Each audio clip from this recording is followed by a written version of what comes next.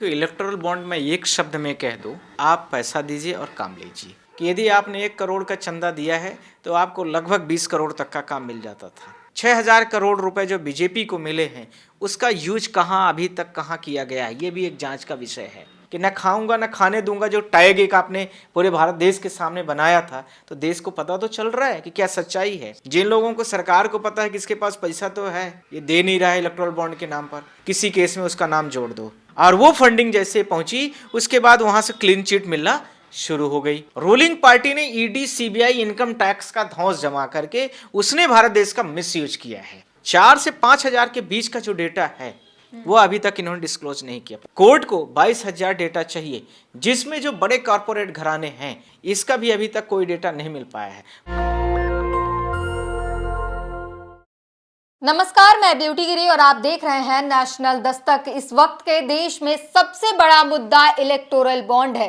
SBI के लाख आनाकानी करने के बाद जब सुप्रीम कोर्ट ने फटकार लगाई तो रातों रात सारे आंकड़े बाहर निकल आए और जो आंकड़े बाहर निकल कर आए वो बेहद चौंका देने वाले हैं। और इसी मुद्दे पर हमारे साथ बातचीत करने के लिए मौजूद है नरेंद्र मिश्रा। सर, क्या कहेंगे, क्या इसको लीगल तरीके से जरा समझाइए और ये जो आंकड़े चौंका देने वाले जो आंकड़े हैं उसको जनता को थोड़ा सा समझा दीजिए। देखो, इलेक्टोरल बॉन्ड में एक शब्द में कह दो, एक शब्द में यदि इसकी परिभाषा हमसे जानना चाहते हैं आप लोग, तो ये हो गया कि आप पैसा दीजिए और काम लीजिए। सिर्फ एक डेफिनेशन है इसकी। अब वह डायरेक्ट न दे करके उस पार्टी को दे दीजिए, बस यही एक रास्ता हुआ। 2018 के पहले इसमें लमसम 7.5%, पहले तो ये 25,000 की इसमें जितना टोटल आप इनकम आपकी होती है उस पर था। फिर इसके बाद 7.5 इन्होंने रख दिया, 7.5% के आसपास में होगा एक्सीड कर। फिर इसके बाद इस लिमिट को उन्होंने ख़त्म कर दिया। इस लिमिट को जैसे ही ख़त्म किया तो इलेक्टोरल बॉन्ड की पूरे पार्टीज़ पर, खासकर कुछ पॉलिटिकल पार्टीज़ पर पूरे भारत देश में दबदबा हो गया। और उन्होंने इलेक्टोरल बॉन्ड, खासकर रूलिंग पार्टीज़ जो जहाँ पर रही, वो पार्टी को आप जितना ज़्यादा चंदा दिए उस लेवल पर काम हुआ। आप यदि 1,000 करोड़ दिए हैं तो 1,000 करोड़ के हिसाब से, यानी 10%। जो लोग मुझे परसेप्शन एक बताए हैं बहुत सारे लोगों ने कि यदि आपने 1 करोड़ का चंदा दिया है तो आपको लगभग 20 करोड़ तक का काम मिल जाता था। ऐसा लोगों का एक अनुमान आया है सामने। दूसरा, इसी का पक्ष, क्या क्या काम किए कराए गए हैं, यह भी एक जांच का विषय है।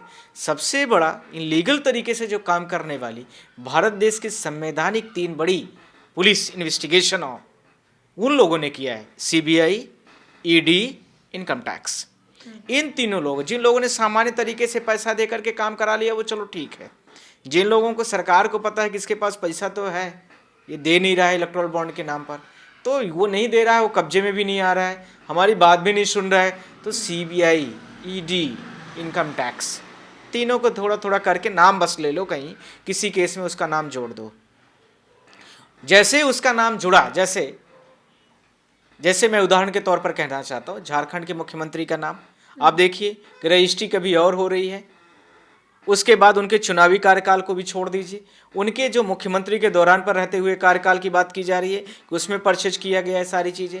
ऐसे ही बहुत सारे भारत देश में उदाहरण चल रहे हैं। मैं सबकी बात नहीं कर सकता क्योंकि टाइम शॉर्ट है यहाँ पर। ऐसे ही उदाहरण पूरे भारत देश में ईडी, सीबीआई और इनकम टैक्स ने पूरी स्पेसिफिक पार्टी, रूलिंग पार्टी ने अपने लोगों को वहाँ पर हेड ऑफिस में, हेड पोस्ट में बैठा करके इस तरीके से उन्होंने निर्णय लिया। और वो लोग उस व्यक्ति को टारगेट किए, आइडेंटिटी किए, और आइडेंटिटी करके intensely, that's I am word is using here, intensely forge, fake, इस तरह का उन जो चार्जशीट है, कंप्लेंट है, ये सारी चीज़ों पर यूज करके उन लोगों के ऊपर एफआईआर करने की कोशिश किया, या उनका नाम उस केस में डाल करके, या नोटिस दे करके क्लियरेंस हमें दीजिए, ब्रीफिंग बताइए कि आपके ऊपर आरोप क्या है। आपने बोल दिया फलाने के पास इतना पैसा, यही आरोप है, फलाना के व्यक्ति का उससे संबंध है, उससे बातचीत हुई है, बस यही आरोप है। अब उसके नाम पर वो व्यक्ति ने उस संबंधित पार्टी, यानी वो सीबीआई, ईडी, इनकम टैक्स किस तरीके से कंट्रोल होगी, वो रूलिंग पार्टी की होगी, सेंट्रल गवर्नमेंट में जो बैठेगी। स्टेट गवर्नमेंट का मामला है तो स्टेट में जो उसका डीजीपी वगैरह होता है, डीसी होता है, उनसे रेगुलेट होगी। तो उस रूलिंग पार्टीज को उन्होंने फंडिंग कर दिया, और वो फंडिंग जैसे पहुंची उसके बाद वहां से क्लीन चिट मिलना शुरू हो गई।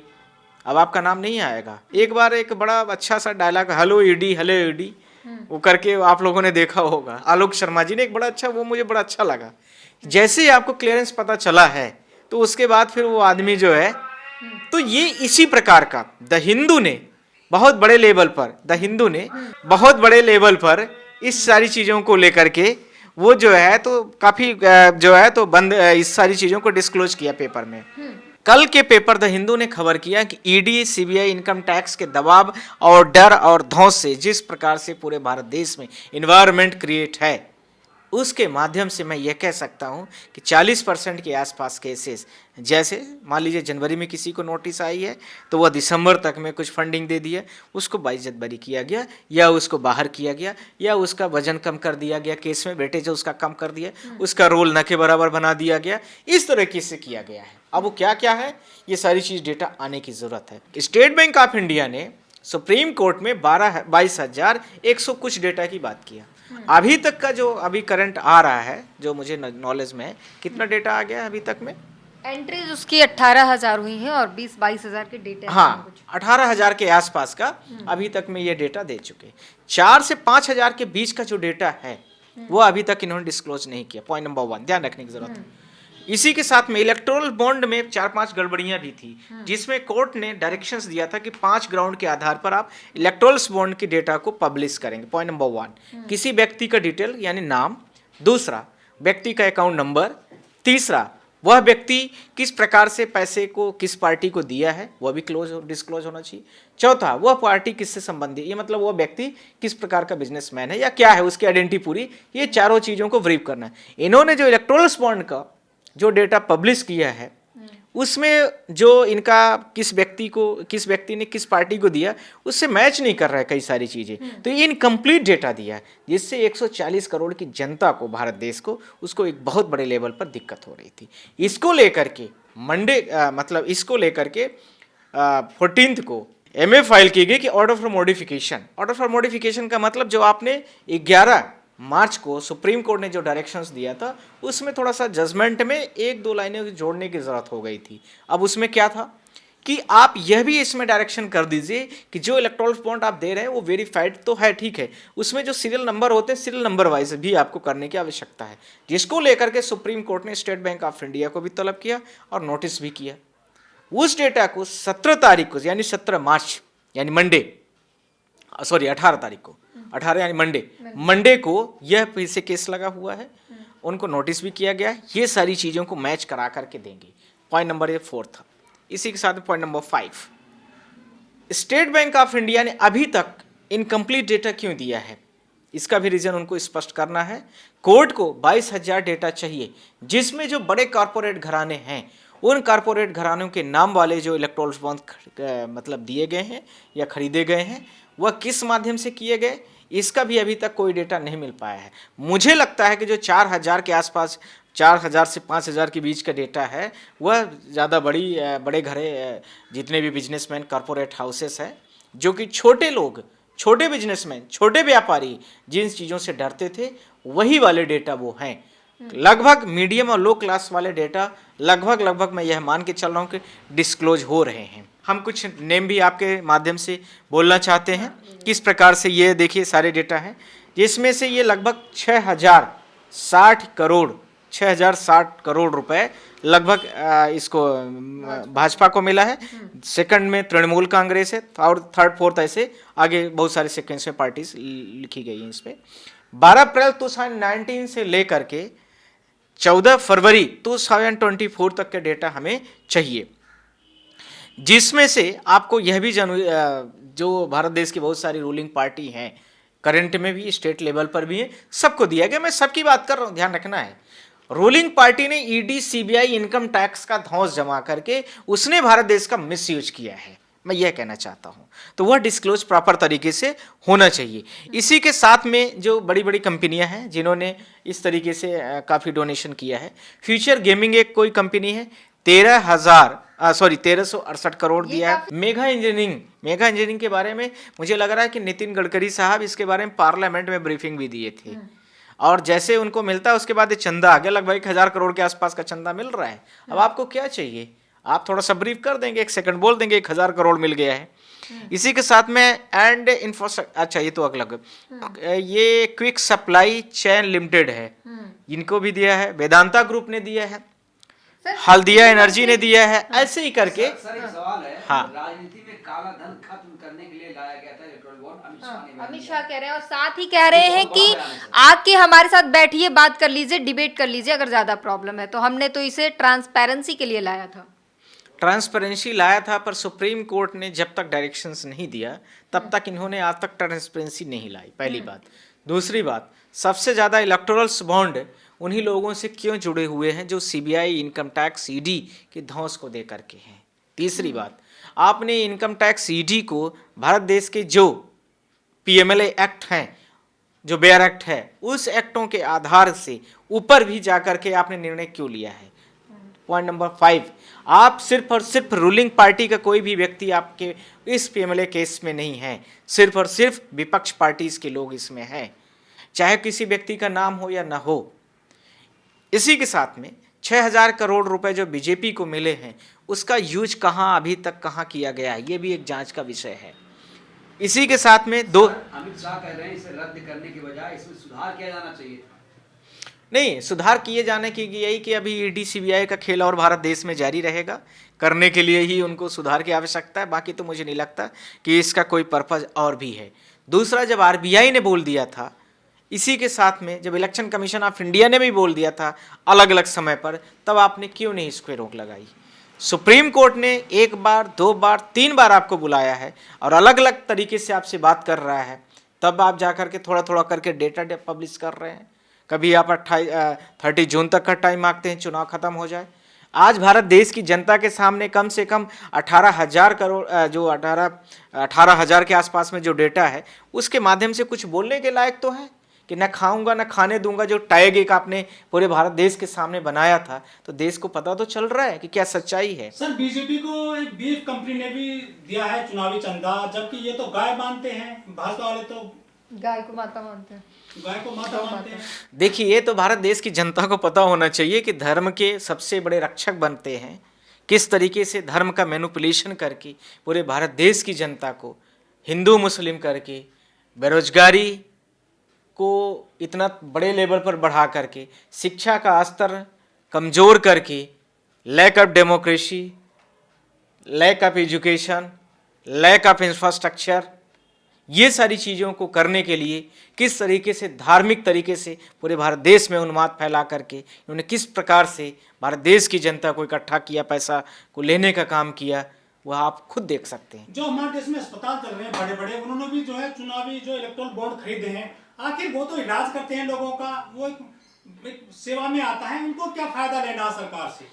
उनको फ़ायदा ये होता है कि जो 1000 वाली आपकी बिल होती है, 1 लाख वाली, वो 5 लाख की जब बनती है, तो उसका आप कहीं जा कर के पुलिस में, लोकल पुलिस स्टेशन में FIR न करें और 10-5 ऐसे FIR कंप्लेन बड़े लेवल की गई होंगी, तो ये हुआ होगा कि आप बचने की कोशिश करिए, नहीं तो ठीक नहीं है। दूसरा, इसका पक्ष यह भी हो सकता है कि वो उस पार्टी में राज्यसभा जानना चाहते होंगे, उस पार्टी से वो जुड़े होंगे, इसलिए भी इलेक्टोरल बॉन्ड के थ्रू उसको जो है तो पैसा, ब्लैक मनी को उस सरकार को देने की, उस पार्टी को देने की कोशिश किया है। यह भी कारण हो सकते हैं। कुछ लोग ये भी कह रहे हैं कि जिस तरह से ये इलेक्टोरल बॉन्ड खरीदे गए, उसी तरह से पीएम केयर फंड है, उसकी भी जांच की जाए, उसमें भी काला पैसा निकलेगा। देखिए, वो भी है जो कि RTI के दायरे से बाहर है, उसका भी होना चाहिए। ये बात आपने बिल्कुल ठीक उठाया है, कहाँ कहाँ यूज किया गया है, क्योंकि अब जो वैक्सीन बनाने वाली कंपनी थी, वैक्सीन बनाने वाली कंपनी ने खुद ही बहुत कई 100 करोड़ रुपए उसने चंदा दिया है, और उसके बाद कोविड के समय का सबसे बड़ा टीकाकरण का जो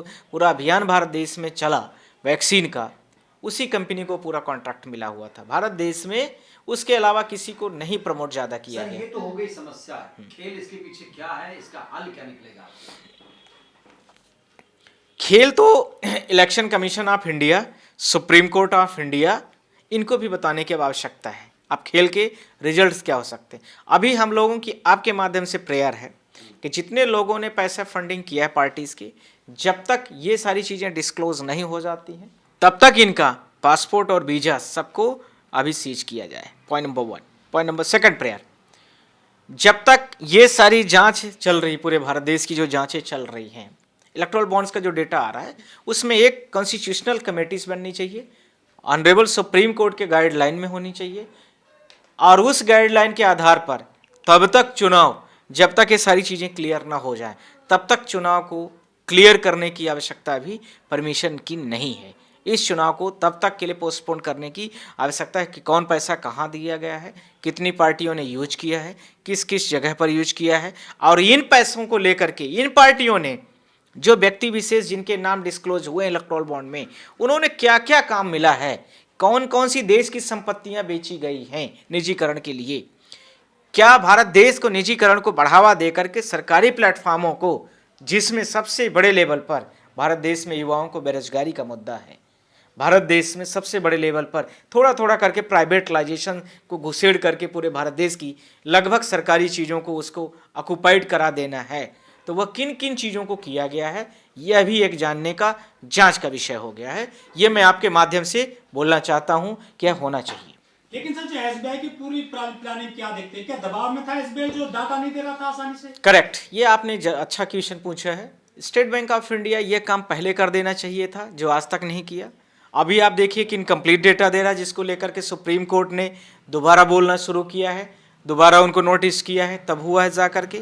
अभी उनमें भी एक इनकम्प्लीट डेटा दे रहे हैं, 18,000 के आसपास का डेटास भी दे रहे हैं। डेटा इनकम्प्लीट का मतलब दो एस्पेक्ट मैंने बोला, 22,000 में से आप 18,000 क्यों दे रहे हो? प्रॉपर तरीके से जो सीरियल नंबर है वो भी नहीं डाले गए हैं, जिससे लोगों को मैचिंग करने में भी मैच नहीं किए हुए हैं, ये भी एक बड़े इश्यूज़ हैं।